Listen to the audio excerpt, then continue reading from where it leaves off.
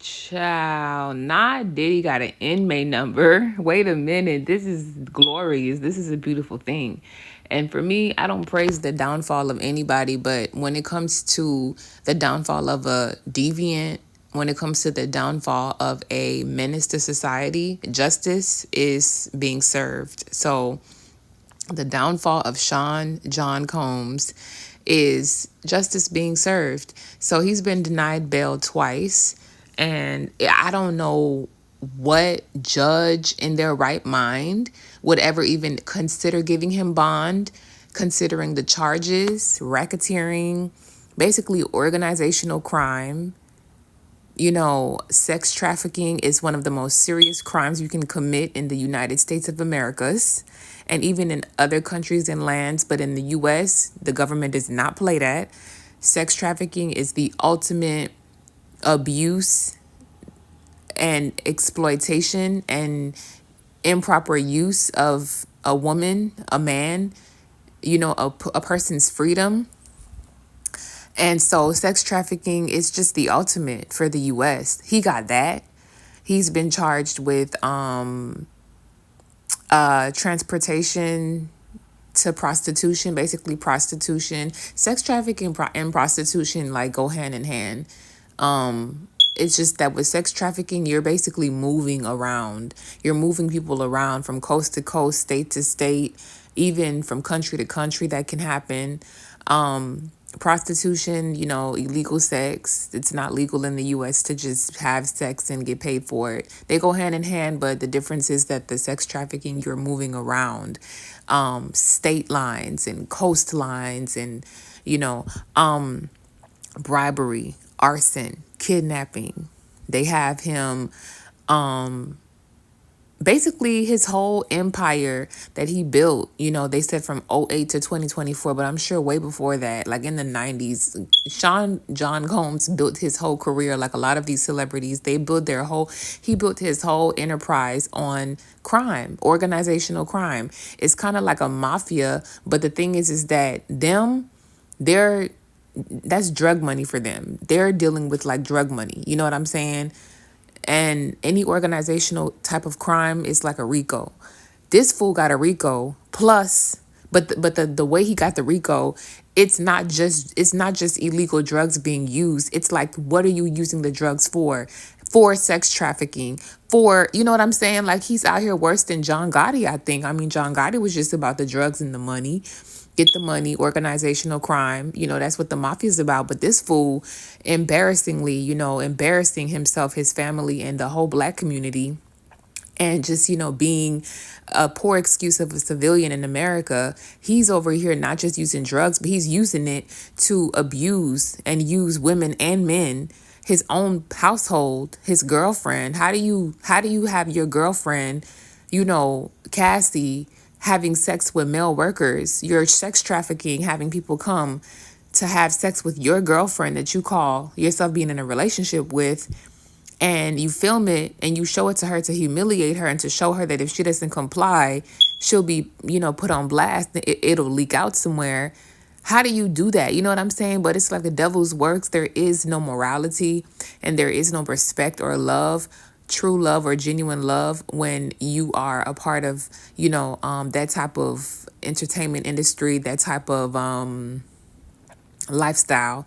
Their gods are different. You know what I'm saying? The majority of the world who are not celebrities, we have our beliefs and we grew up in the churches. And even if you didn't grow up in a church, you have some type of moral compass. But when you get in that industry, there's a price you got to pay for the success that they amass.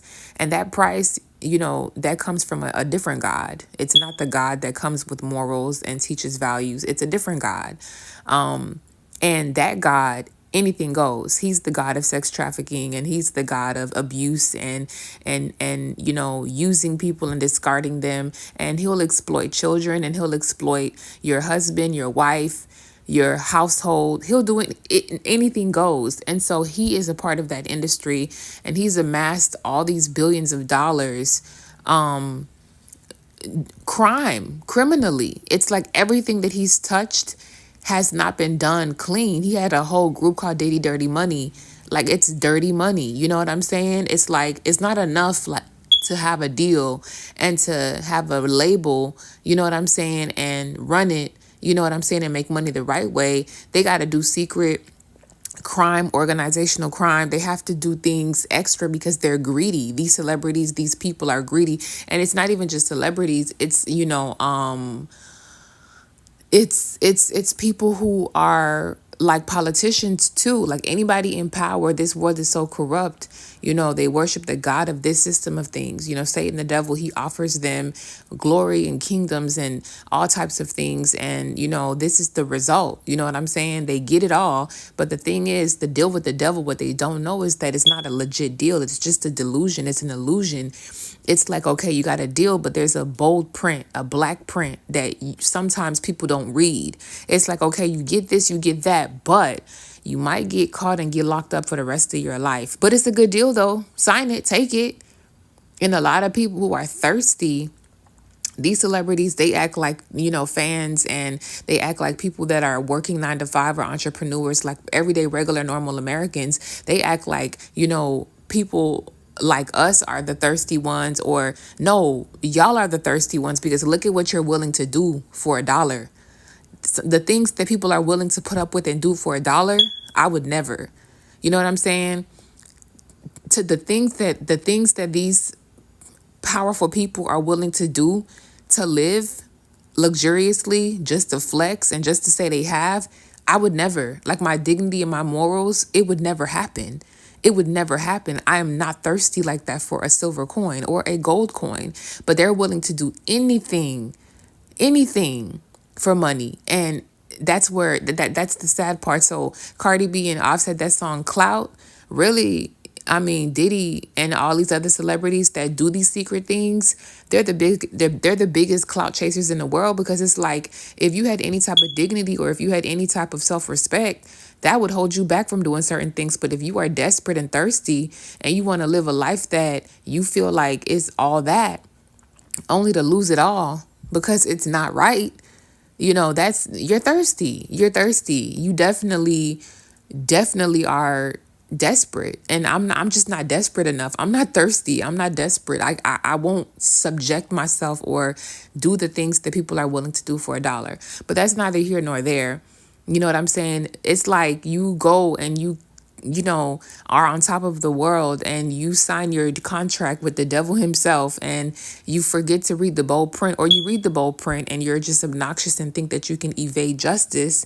And then all of a sudden, now here you are at 54 years old.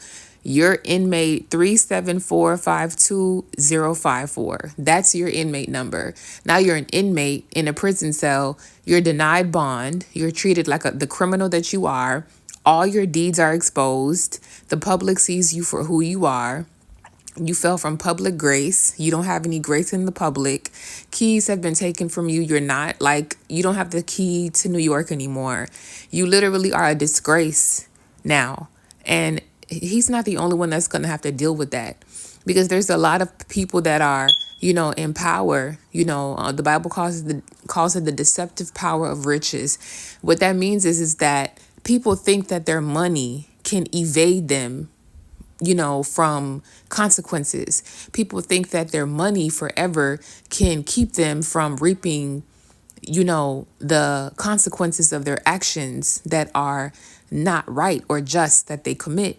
And it's like, that's an illusion. The Bible says it's like, it's an illusion. It's not real. If you think your money can keep you from reaping the consequences or reaping what you sow, you're in for a rude awakening, my love. You're in for a rude awakening, because if Diddy, a billionaire with all kinds of connect, can get to this point, it's like, who could not get to that point?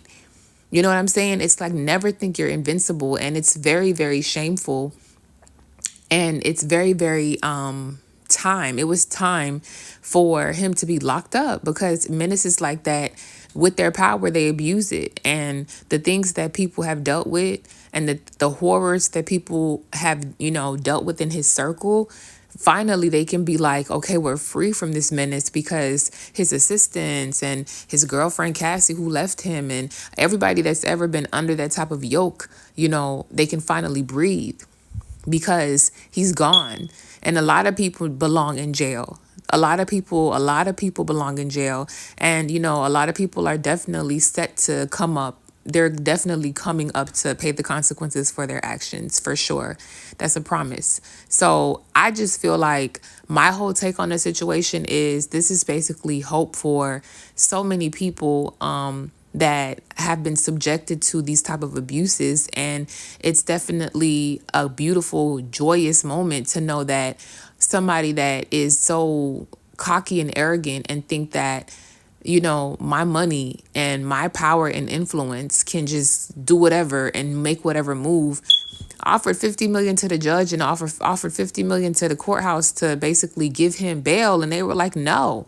This is not the secret society. These are not your corrupt officers. These are official, law-abiding, uncorrupt,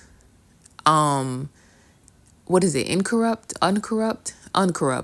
Uncorrupt judges and officers of the courts.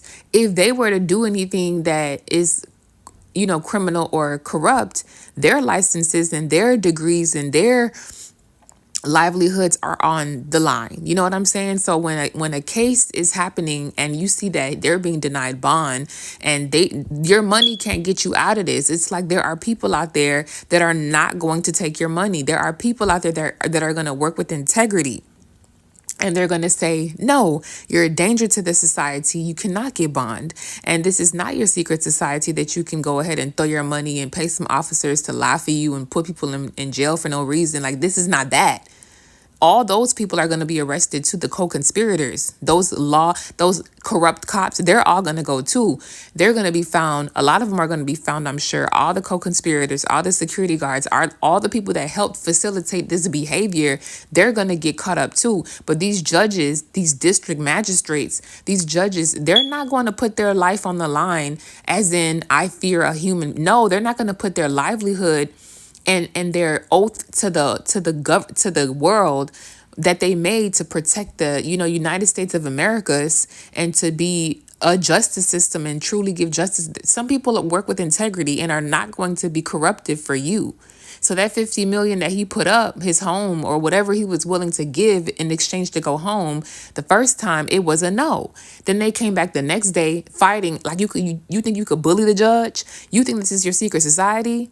Baby, everybody that's working with you, they're shitting bricks now. They don't even know what to do with themselves. They're in hiding. They're trying to figure out how can we get rid of the evidence of us being corrupt as cops and us being corrupt as, security guards or whatever position they played. They're thinking, how can I get rid of this? And how can I remove myself and remove my likeness and entity from this man? Because I worked for him. I did things for him. I may be, someone that a witness points out, I was the doorman for the free cause, and I was this and I was that, or I was the bus driver trafficking all the women, the underage girls to the parties. Like, these bus drivers, these corrupt nobodies that worked for him, they're trying to figure out how they can evade and how they can get away from him. When you fall from grace, everything you have and everything that you worked for and everybody that was working with you, they leave you because they're not trying to pay the price and they're not trying to go to jail with you. You know what I'm saying? And that's the thing. It's like, where is your God? Satan, the devil, he gave you a deal, but is he there to help you to fight these charges and to face these consequences? That's why I stick with Jehovah, because I don't have these problems. I don't have to worry about these abuses and these horrible things that these women has been through: sex working, sex trafficking, prostitution. These things that these women, these severe abuses that these women have gone through. Thankfully, my God has protected me from so much, and I'm looking like, oh my God, like, oh my gosh. But the victims that dealt with that and the victims that are dealing with that, they finally have justice. They finally can breathe because he's behind bars. And the people that helped to abuse them, ain't no cockiness or arrogance anymore. Like, oh, we could do whatever we want to do because, this person has this amount of money. Baby, Diddy is an example. You're not invincible. And whoever's helping him and whoever has helped him, they're crapping bricks because they don't want to be outed and they don't want a witness to say he was a bus driver. When I was going the bus to go whatever, he was the bus driver. Nobody wants that. You know what I'm saying? So all his little celebrity friends, where are they? The ones he performed with, the ones that he got records with. Ain't nobody at the courthouse trying to come see him. Ain't nobody, everybody that he's ever made a business relationship with, and all of these people at BET, he was honored at BET, he was an honoree at BET. Where are all his peers? Nobody's at only his kids pulled up to the courthouse. I don't see no celebrities at the courthouse, his peers pulling up for him. Ain't no love in the industry, and ain't no love in the streets, and ain't no love when it comes to being caught with crime. Don't nobody want to go to jail, but a lot of people are going to go to jail, not just Diddy. You know what I'm saying? So this is just an example for all. It's like you're not invincible. You will be inmate ... as well. Just how he's inmate 374525054. You're next. May not be like directly next, but definitely on the line, in the line, in a very short time, in a very short time of frame of time, in a very short time frame or frame of time. You know, a lot of people that we see on TV, a lot of these celebrities that you think are one way in public because they act a certain way, you're going to see what their life is like really in private. He's not going to be the only one to be exposed for these kind of things, you know? So it's a beautiful moment to see someone held accountable. And, you know, I'm happy that he was denied bail and he is officially an inmate where he belongs.